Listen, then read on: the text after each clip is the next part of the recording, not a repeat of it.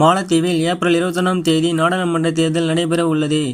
இதையடுத்து அங்கேயும் தேர்தல் பணிகள் சூடுபிடித்துள்ளன. அந்த வகையில் எதிர்க்கட்சியான மாலத்தீவு ஜனநாயக கட்சியை விமர்சிக்கும் வகையில் அந்நாட்டின் முன்னாள் அமைச்சர் மரியம் சிவினா MDP மிகப்பெரிய சரிவை நோக்கி சென்று கொண்டிருக்கிறது. மாலத்தீவு மக்கள் அவரிடம் விட விரும்பவில்லை என பதிவிட்டு அசோக சக்கரம் போன்ற படத்தை பதிவிட்டு இருந்தார். அதாவது அந்த கட்சியின் படத்திற்கு பதிலாக இந்திய தேசிய கொடியில் அங்கம் வகிக்கும் அசோக சக்கரம் போன்ற படத்தை பகிர்ந்திருந்தார். இது சமூக வலைதளங்களில் வைரலான நிலையில் இந்தியர்கள் பலரும் எதிர்ப்பு தெரிவித்தனர்.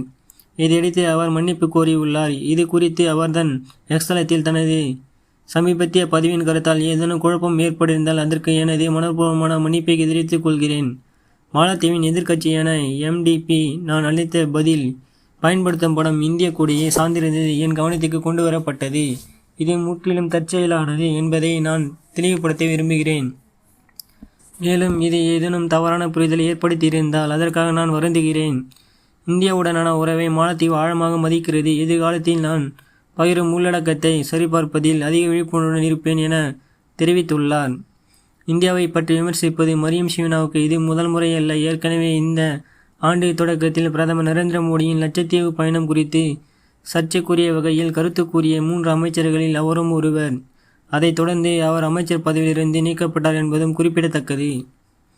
இந்தியா மாலத்தீவு உறவில் சமீப காலமாக விரிசல் அதிகரித்து வருகிறது. அதற்கு முக்கிய காரணம் தற்போதைய மாலத்தீவு அதிபரான முகமது முய்சு சீன ஆதரவாளர் அறியப்படுவதுதான். மாலத்தீவின் புதிய அதிபராக பதவியேற்ற முகமது முய்சு அரசுமுறை பயணமாக சீனா நாட்டிற்கு சென்றிருந்தார்.